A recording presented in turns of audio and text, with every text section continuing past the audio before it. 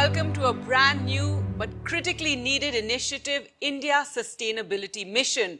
We're going through a severe climate crisis which is pushing the entire human race to the edge. Each year, India is losing thousands of lives due to different climate catastrophes.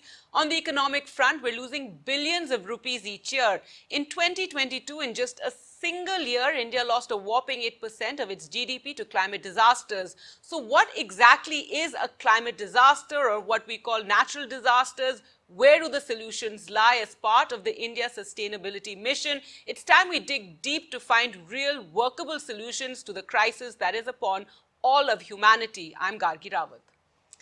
नमस्कार, मैं हूं सिकता देव। भारत एक विशाल और विविध देश आज जलवायु परिवर्तन की चुनौती का सामना कर रहा है, लेकिन ये सिर्फ एक समस्या नहीं है बल्कि एक अवसर भी है। एक अवसर हमारे देश को एक अधिक टिकाऊ, समृद्ध और स्वस्थ देश बनाने की। भारत ने सस्टेनेबिलिटी के क्षेत्र में महत्वपूर्ण कदम उठाए हैं। नवीकरणीय ऊर्जा जैसे सौर और पवन ऊर्जा में बड़े निवेश के साथ भारत दुनिया के अग्रणी देशों में से एक बन रहा है। जल संरक्षण के लिए जल संसाधनों के संरक्षण और कुशल उपयोग पर जोर दिया जा रहा है। वन संरक्षण में वनों के संरक्षण और वृक्षारोपण पर महत्वपूर्ण पहल हुई है। स्वच्छ भारत अभियान के तहत स्वच्छता और स्वस्थ जीवन शैली को बढ़ावा देने के लिए एक व्यापक अभियान चलाया गया। प्रदूषण कम करने के लिए इलेक्ट्रिक वाहनों, ग्रीन मोबिलिटी को बढ़ावा दिया जा रहा है। तो हम क्या कर सकते हैं? यही है हमारी ये पहल। सस्टेनेबिलिटी एक सामूहिक प्रयास है। हम सभी अपनी भूमिका निभा सकते हैं और यही है एनडीटीवी के इंडिया सस्टेनेबिलिटी मिशन का मकसद। और हमारे साथ गार्गी एक बेहद खास panel. Bilkul, joining us today on the program, we have Professor Ashok Pandey, who's Executive Director, Center for Energy and Environment Sustainability. Professor Gitanjoy Sahu, who's a professor at the Center for Climate Change and Sustainability Studies, School of Habitat Studies, Tata Institute of Social Sciences, Mumbai. और साथ ही Pankaj Kumar cofounder हैं और director हैं quant solar technologies private limited के, और ये pioneers हैं floating solar power plants के हमारे देश में। साथ ही हरजीत सिंह जो कि ग्लोबल एंगेजमेंट डायरेक्टर हैं fossil fuel non proliferation treaty initiative के, और साथ ही एक और ख़ास मेहमान जो जुड़ रहे हैं हमारे साथ, Sudeep Jain, additional secretary ministry of new and renewable energy. आप सभी का स्वागत है इस खास चर्चा में। So thank you all for joining us on this program. But before we start our discussion, let's set the context for why India's Sustainability Mission, why this conversation is so very critical.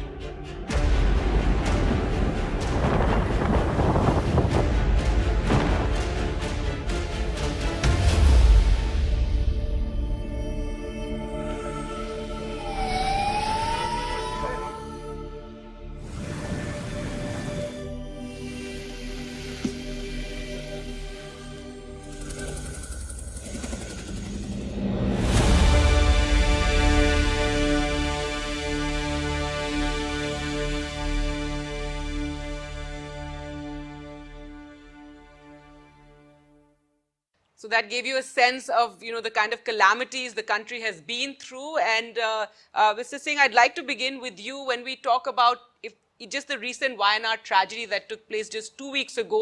It's the latest in this string of natural disasters that we've seen. So what is the link with climate change? Because we often say that it is because of climate change a lot of these disasters are getting exacerbated.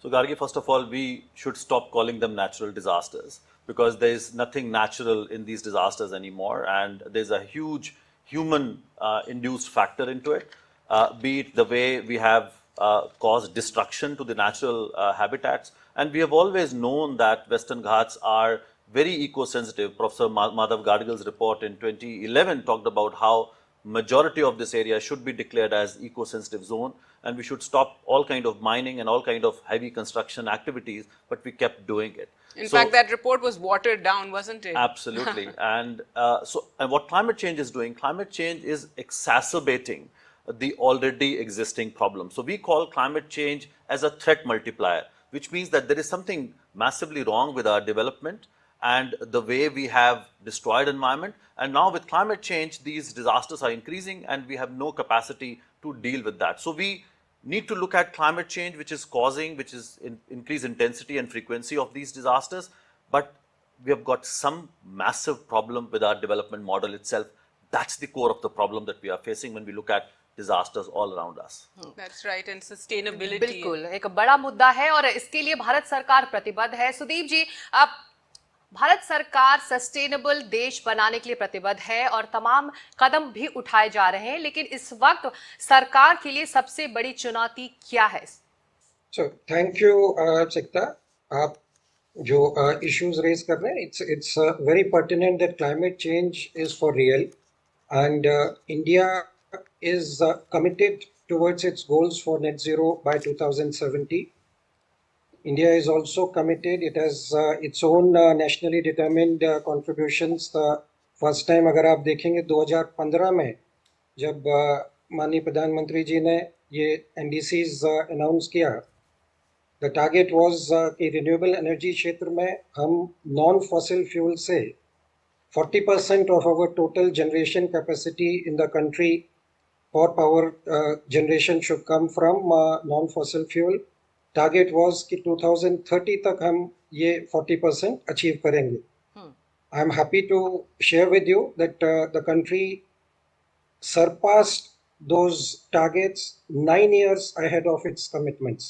So 2020 में we were able to surpass these, and 2021 then Honorable Prime Minister in the country came up with the Panch Amrit, where the new NDCs were set, a 50% target for non-fossil fuel generation capacity out of the total generation capacity of power in the country to be achieved by 2030. I am glad to share that we will surely be surpassing that much earlier. We have already reached almost 45%, and we'll soon be surpassing that 50% also. तो बहुत काम हो रहा है अशोक जी आप सरकार के स्तर पर भी, लेकिन अगर हम देखें 10 साल पहले तक क्लाइमेट चेंज पर हम चर्चा बस करते थे, लेकिन अभी हमारे 2 स्टेप पर है। ऐसे में भारत जैसे देश के लिए इसके आर्थिक प्रभाव भी हैं और ये इस वक्त हर किसी को, हमारे दर्शकों को हमें समझना ज़रूरी है। आज इस क्लाइमेट चेंज की हम बात कर रहे हैं, पर्यावरण परिवर्तन की बात कर रहे हैं। That is what is made by human made climate change no, और उसके लिए निश्चित रूप से हम सभी जिम्मेदार हैं। जिम्मेदारी से कोई बच नहीं सकता। ये हो सकता है कि कोई देश ज़्यादा जिम्मेदार हो, कोई देश कम हो, ये एक चर्चा का विषय, बहस का विषय है, लेकिन जिम्मेदार हम सभी हैं। और उसका जो प्रभाव है निश्चित रूप से सबसे अधिक जो है आर्थिक नुकसान, और वो आर्थिक नुकसान सबके लिए हो रहा है। अब उसका प्रभाव जैसे हम बोलते हैं, चाहे गरीब हो, चाहे अमीर हो, चाहे कोई बड़ा देश हो, चाहे कोई छोटा देश हो, विकसित देश हो, विकासशील देश हो, सबके ऊपर प्रभाव पड़ रहा है। क्लाइमेट चेंज के बारे में हम जब बात करें तो हमें ग्लोबल कॉन्सेप्ट को मन में रखना होगा, लेकिन एक्शन हमको लोकल नीड के हिसाब से लेना होगा, जिसको हम बोलते हैं locally made climate adaptation projects. Wayanad की रिक्वायरमेंट दूसरी है, सिक्किम की रिक्वायरमेंट दूसरी है, और उसके लिए उसी अनुसार जो स्थानीय समस्याएं हैं, स्थानीय भाषा में उनका निदान होना चाहिए, स्थानीय लोगों के साथ मिलकर उसका निदान होना चाहिए। ये सब बहुत आवश्यक चीज़ें हैं।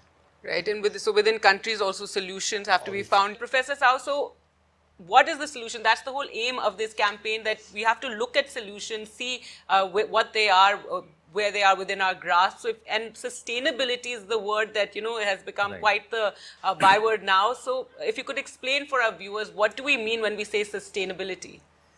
Thank you so much. The concept of sustainability has been defined and understood differently. The literal meaning emphasizes to maintain the resources for future generations without compromising their ability to use that resources. But unfortunately, the values that are attached with sustainability has not been understood by the policymakers. There are diverse ways to look at the concept of climate change, similarly the concept of sustainability. And when we say diverse ways, because in Indian political system, if you look at the policies are framed in a way which are not in a position to understand diverse contexts. We talk about how planting trees is a way of countering climate change, etc., and saving the environment. But what about the existing forests that one already has that, you know, we often see are getting diverted for projects? Yes, we need infrastructure, we need development and growth, but how to strike that balance between our needs for development and infrastructure, at the same time protecting these forests that do us this, you know, we can't even value the kind of services they provide for us in terms of water and clean air. Right. So if you look at post-liberalization period, India has massively diverted forests. On an average, we divert 20,000 hectares every year without having a mechanism to do preventive measures. For example, we have a policy, Forest Conservation Act 1980, which emphasizes that whenever we divert forest, equivalent area of afforestation programs should be undertaken. But many of these reports that we see, including the CAG report, which suggests that the afforestation programs are not effective because first, we are not able to get non-forest area whenever we divert forest area. Equivalent non-forest area should be identified for afforestation programs. Second, whatever forest area is identified, the survival rate is very low. Okay? But the other problem related to afforestation program is the emphasis is given more on the centralized process of plantation and afforestation programs. We have a very progressive legislation, that is Forest Rights Act of 2006, which emphasizes the role and importance of Gram Sabha, and there are several evidences in the past that whenever community is involved in the plantation activity, survival rate is very high. But unfortunately, we continue the highly centralized process of plantation without recognizing the participation of community. The current method and process of afforestation programs need to be re-looked at. Sustainability के इन सवालों और समाधानों के बीच आप लोग वो काम कर रहे हैं जिससे हर किसी को करना चाहिए, प्रेरणा लेना चाहिए। तो आप लोगों को क्या लगा कि हम इस के लिए हम अपना योगदान दे सकते हैं और इस तरह से हम इसमें जुड़ सकते हैं इस प्रक्रिया में? So it was the year 2015 and 16, and we got to read a lot of news that government of India has big plans in sustainability, developing a lot of clean energy projects. But and solar was becoming more popular because of the low cost and better cost efficiency and better output. So the real challenge was implementing the big scale solar projects which the government was facing, and that was about the aggregating the agricultural lands. Suppose you are doing a 100 megawatt project, you need 400 acres of land to implement those kind of the projects. So given the commitment of Government of India in climate change conventions about 500 gigawatt of non-fossil energy, we have a very big target actually, and to achieve those targets we require huge land resource. We talk about the wind energy or solar energy, we need lakhs and lakhs of acres of land to implement those kind of projects. But India being an agricultural prime economy, we don't have that kind of land actually. Then how do we generate that kind of that volume of energy, solar energy? So from there we got the idea of developing something which can rule out the requirement of land. And from there we started working on some new concepts that if we can install the solar projects on water bodies, because India is blessed with thousands of water bodies like reservoirs, dams, catchment areas, lakes. These are all remaining unutilized actually. So from there we got that concept, and then we started working on it. We got some pilot project then in extreme, in remote location of Assam, which got very successful. And then we realized that it could be implemented on a bigger way in some big scale projects. And that's how this idea moved forward. And then today I'm very glad that the mission with which we started this company, this startup, today we are doing so many projects all across India. We are doing the projects on big dams, big reservoirs, and we are saving crores and crores of fresh water every year by containing evaporation, and we are getting the unused water surface utilized for that solar generation. अब inspiring story है आपकी और प्रेरणा सभी को देती है, लेकिन break में जाने से पहले एक छोटा सा सवाल सुदीप जी आपसे। जब हम एनर्जी इंडिपेंडेंस की बात करते हैं जिसको हमें अचीव करना है साल 2047 तक, तो इसका क्या मतलब आम दर्शक समझे? Thank you Sikta. नहीं, बिल्कुल सही आपका क्वेश्चन है। एनर्जी आज अगर आप देखेंगे, हम ऑलमोस्ट 90% ऑयल हमारा इंपोर्ट होता है, and that is the biggest source of energy. हम 2047 तक द टारगेट इज कि रिन्यूएबल एनर्जी के थ्रू हम जहाँ डायरेक्ट अभी इलेक्ट्रिसिटी यूज होती है, जहाँ ट्रांसपोर्ट में इस समय एनर्जी यूज होती है, क्या उसको हम इलेक्ट्रिक व्हीकल्स में कन्वर्ट करके एंड रिन्यूएबल एनर्जी के थ्रू वो सारा हैंडल कर सकते हैं। सिमिलरली इंडस्ट्री में बहुत सारी जगह हीट प्रोसेसेस के लिए बहुत सारा फॉसिल फ्यूल यूज होता है। ये सारी चीज़ें, India is working on a very very ambitious target and very ambitious programs which are already there, very large programs. हम कंप्लीटली इलेक्ट्रिक व्हीकल पे मूव करने का प्लान पे हैं। Similarly on the industrial side, जो हीट प्रोसेसेस का, जो India has taken the lead in terms of green hydrogen generation of 5 million metric tons capacity of green hydrogen per annum is our target for 2030. So ये targets जब हम achieve करेंगे, तो हमारे majority of the energy sources हम ना केवल अपने आप generate करेंगे, but हम उनको clean and renewable energy के through ही generate करेंगे. So that is the target of energy independence by 2047, and we are right on track on those targets. All right. Well, thank you so much for that, sir. And time for us to slip into a short break, but we're going to talk more about the solutions on the other side, and also what, you know, the common person, citizens can do when it comes to sustainability.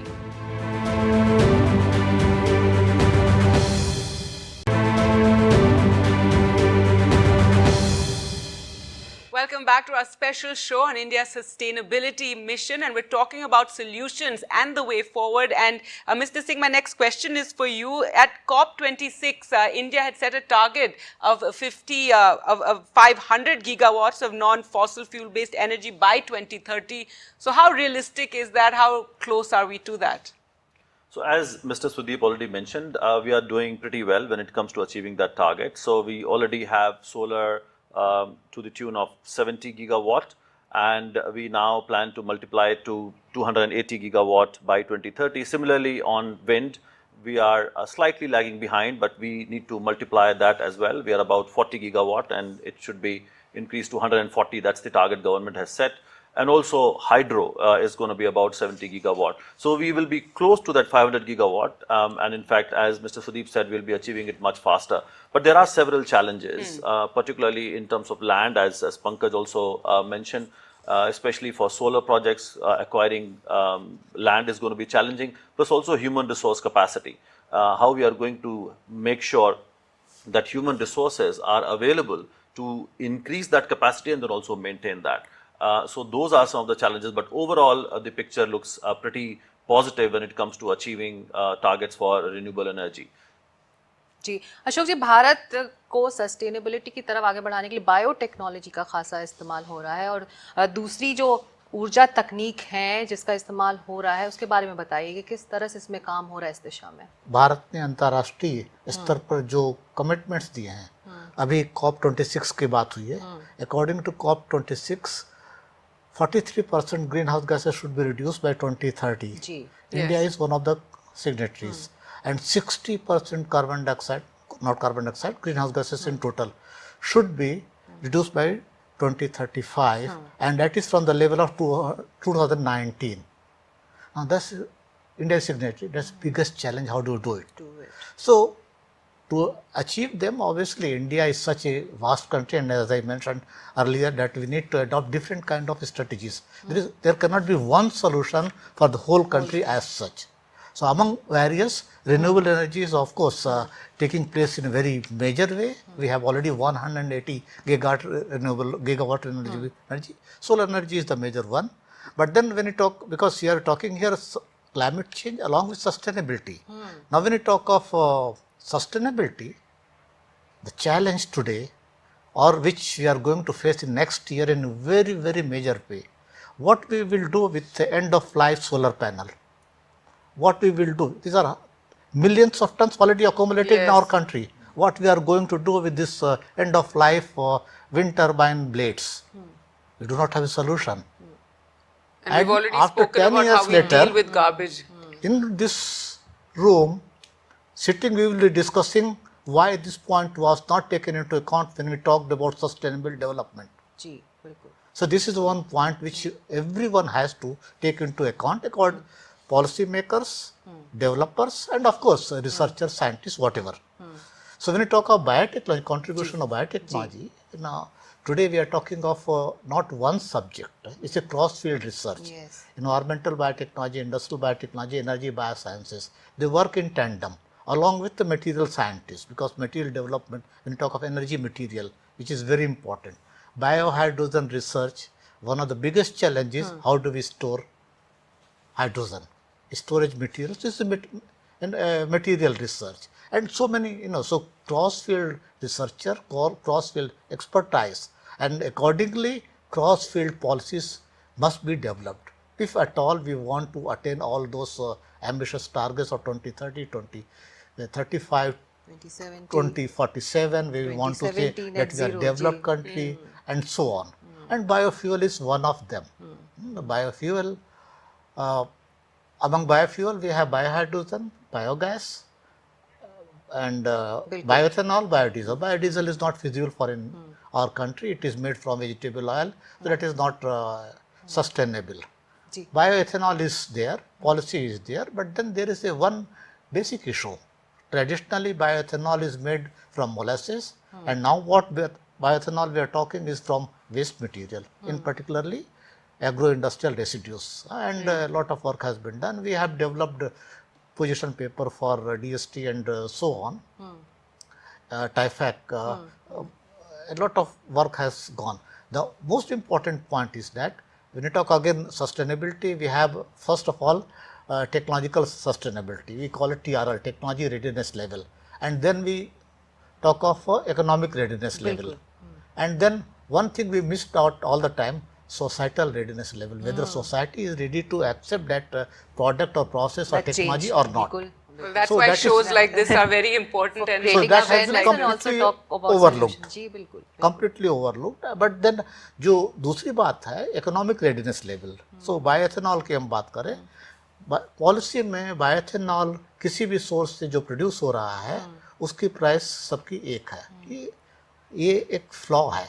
Ethanol molasses से जो बनता है वो one step process है, fermentation and distillation. Ethanol जो crop से बनता है वो पहले कलेक्शन है, फिर मिलिंग है, फिर उसका सेग्रीगेशन है, देन डिकंस्ट्रक्शन है, 3 पार्ट. उसके अपने इकोनॉमिक बहुत बिल्कुल सारी चेन है जो उस 10 पर स्टेप्स हैं बहुत एंड हाँ, प्रोसेस इफिशिएंसी बहुत कम बिल्कुल. रहेगी. जी इन तमाम बहसों के बीच हरजीत जी नेशनल ग्रीन हाइड्रोजन मिशन की भी बात होती रहती है.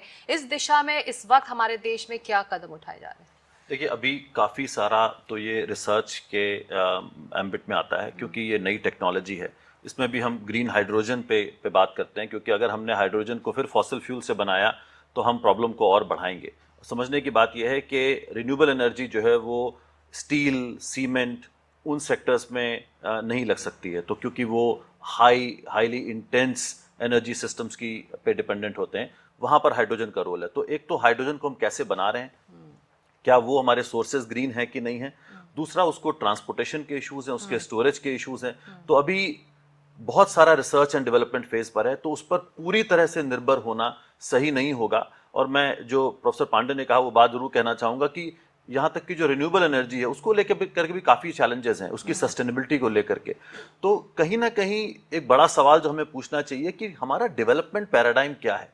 अगर हम वेस्ट के मॉडल को ब्लाइंडली फॉलो कर रहे हैं, जिसकी वजह से आज सारे क्राइसिस हैं, चाहे हम क्लाइमेट क्राइसिस की बात करें, चाहे हम बायोडाइवर्सिटी क्राइसिस की बात करें, तो जो हम आज 6th मास एक्सटिंक्शन से गुजर रहे हैं वो हमारा अपना बनाया हुआ है. और जिस तरह का हमारा कंजम्पशन है, जिस तरह से हमने इंडस्ट्रियलाइजेशन को प्रमोट किया है, तो क्या भारत भी उसी दिशा पे चलेगा जिस वजह से ये क्राइसिस आई है, या भारत का अपना मॉडल है?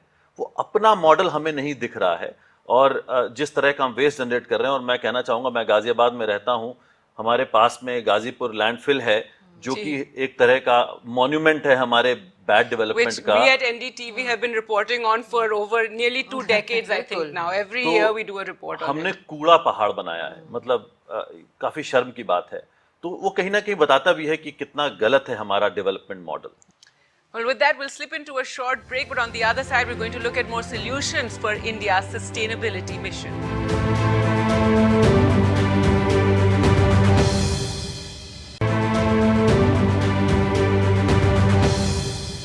Let's go back to Mr. Jain, and sir, your comments on what is being said, the kind of models that we're following. You've been listening to the conversation, so your comments about how perhaps India needs its own models, its own way forward for a more sustainable future. I'll restrict my comments primarily on the energy side. So if you look at Sure. the electricity consumption, our per capita consumption is amongst the lowest.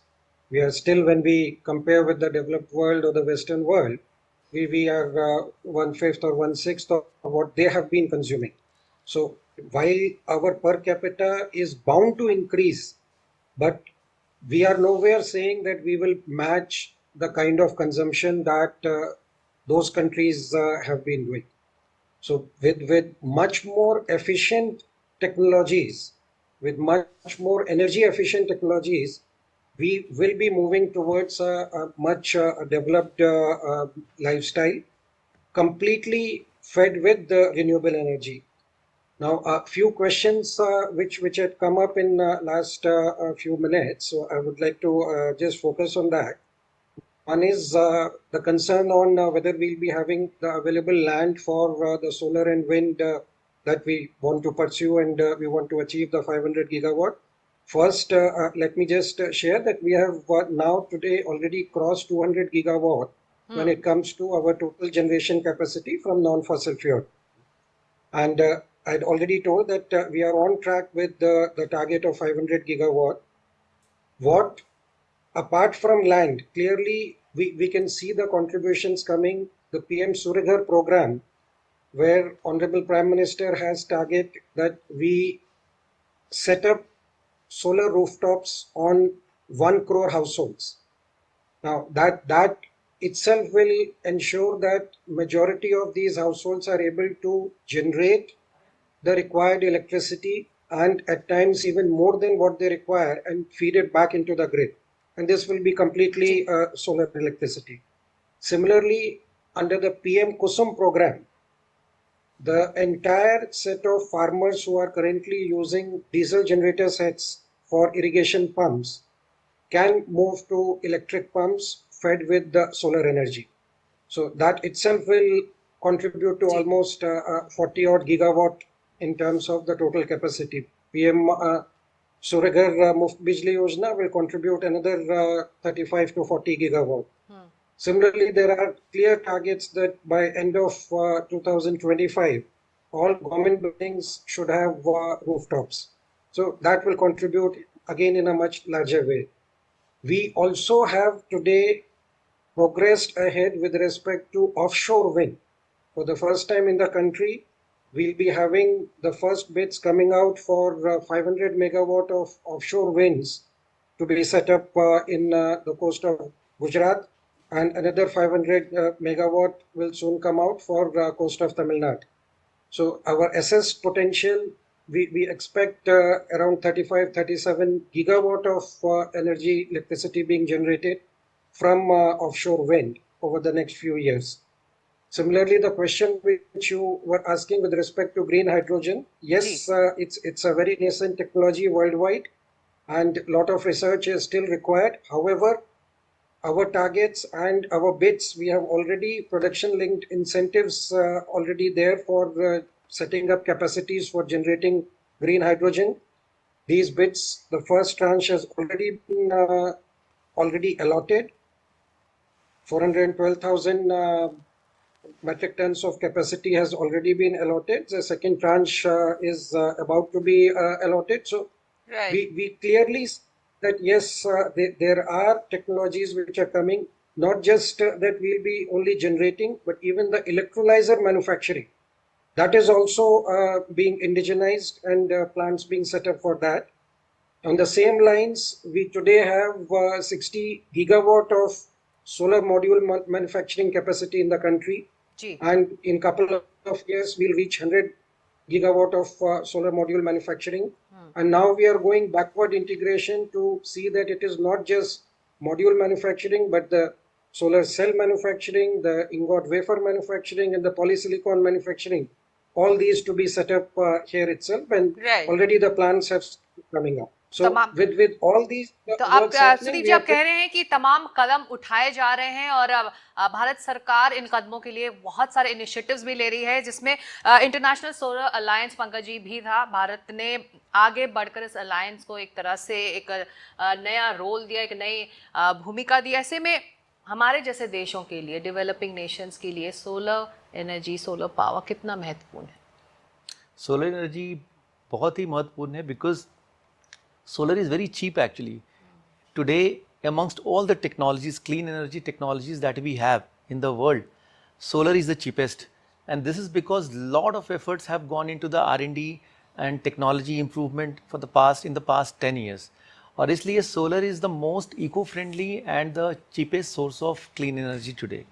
And now the bigger question is that how to implement the bigger programs in solar. Like PM Kusum Yojana is one very ambitious program in India, which is being implemented in a very big way. Ground mounted is already happening in a very big way, especially the arid lands of Gujarat, Rajasthan, they are all being utilized. Floating is now emerging fast. जितने बड़े dams हैं, hydroelectric dams हैं, वहाँ पे floating solar is like a plug and play, because the grid facility, everything is available there, grid infrastructure is there. So it becomes like a plug and play. You install 100-200 megawatt capacity of floating solar, and the best thing is that after 25 years of its life cycle, when you take it out, you don't leave any footprint behind. It's zero footprint. And what I think that today more and more such technology should develop which can address multiple challenges at the same time, and that will be the sustainable way of technology advancement. And how do you deal with our flooding rivers and our very, angry, mighty rivers that we have? Is that a challenge? No, actually the floating solar is one concept which has not been used in the flowing water. Yeah, it's in the dams. Yes, in the but dams. Even there, often we've seen the Yeah, flooding. but the good thing is that because the entire plant is positioned at one location, so even if the water level goes up and down, it just moves up and down, but it remains at the same position. सवाल ये बनता है कि क्या policy level पर जो आम citizens हैं वो बदलाव ला सकते हैं या उस पर प्रभाव डाल सकते हैं? Yes, there are several examples in the country जहाँ पे लोगों ने खुद अपने सो मोटो इनिशिएटिव लेके अपने जंगल को बचाए. There are examples also, water bodies, if you look at what citizens of Bangalore have done when the lakes were polluted. So you have several examples, but also there are limitations to citizens' intervention, because the expectation is state has to intervene and discharge its duties, and more importantly the statutory authorities which we have. As I said, there is no dearth of authorities, but unfortunately there is no coordination happening, because when we look at the mining industries, there is a different process for clearance for mining industry. You have a different process for settling rights of people, and there is no coordination happening, and that's why judiciary comes into picture. But at the same time, judiciary cannot resolve these environmental problems because it has its own limitations. So we need to look for a strong regulatory framework with a better आपने एक resources. समाधान सुझाया है, बिल्कुल, और यही है हमारा मकसद कि हम कैसे इंडिया सस्टेनेबल मिशन के जरिए, जो हमारी ये पहल है, हमारी ये इनिशिएटिव है, उसमें समाधानों की बात करें, हमारे भविष्य की बात करें. हम ले रहे हैं एक छोटा सा ब्रेक के बाद हमारे पैनलिस्ट इस बात पर चर्चा करेंगे कि हम और आप यानी कि आम जनता क्या कर सकती है सस्टेनेबिलिटी के लिए.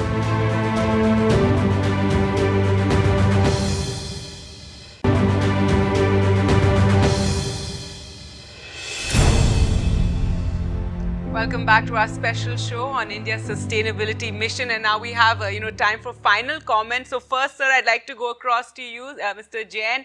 If you can give us your final comments. We've talked about so many issues here on the program, but how do you see the future of India from here as far as environmentally sustainable growth as well as the role of the government is concerned? So the question which you were asking, in fact, before the break, you said, what could the citizens do? What can we do? Yes. I would like to focus a little on that. Sure. As citizens, each of us can install a rooftop solar on our houses. And there is today the largest program, PM Surya Ghar Muft Bijli Yojana. A total outlay of 75,000 crore has been allocated by the government for this program. There is a subsidy of up to 78,000 rupee for a 3 kilowatt system, and it makes economic sense. There cannot be a better investment for anyone today. You invest on this, you after subsidy, the component that you need to invest, you will be able to recover in less than 5 years. And after that, you continue to gain with the electricity that it will generate for another 20 to 25 years. So that should be the first step each of us should take. And then I told about the PM Kusum program, where yes, everyone should look whether the farmers, they right now, when they are starved of electricity, they are starved of irrigation, they can easily move to solar pumps and solarizing the grid. So with these, we are Right. very confident that if each of us take these steps forward, we'll definitely be able to attain our target of net zero for a sustainable future. इन्हीं छोटे छोटे कदमों से एक बड़ा सुंदर भविष्य बन सकता है प्रोफेसर पांडे। लेकिन बिल्कुल। हमारे जो नागरिक हैं या हम हैं, जो आम सिटीजन हैं, हम क्या करें ताकि हम एक सस्टेनेबल फ्यूचर की तरफ बढ़ पाएं अपने स्तर पर? एक बहुत ही महत्वपूर्ण बात आपने कही है, क्योंकि अब देखिए इस पूरे डिस्कशन में देखिए हम सभी लोग जानते हैं कि सरकार ने पॉलिसीज़ बनाई हैं और इम्प्लीमेंटेशन है, कोर्ट्स की हमने बातें सुनी, ग्रीन ट्रिब्यूनल के बारे हम जानते हैं, टेक्नोलॉजी के बारे हम जानते हैं, टेक्नोलॉजी भी डेवलप हो रही है, होती ही रहेंगी। मुख्य बात यह है कि हम कैसे सफलता को हासिल करें। सफलता को हासिल करने के लिए सबसे ज़रूरी, जो शुरू में मैंने कहा था, कि क्लाइमेट एडाप्टेशन प्रोजेक्ट डेवलप करें जो लोकल नीड के अनुसार हो, where participation of everybody should be ensured according to local condition. और सस्टेनेबिलिटी की बात करें तो one of the most important thing which is perhaps one of the weakest among the whole world in our country, men and women both, all right, is behavioral sustainability. We would like to keep our home very clean. We would like to use, but then the moment it comes when you go outside, that misses. So that collective responsibility so garbage must be generation there. Yes. is the one point.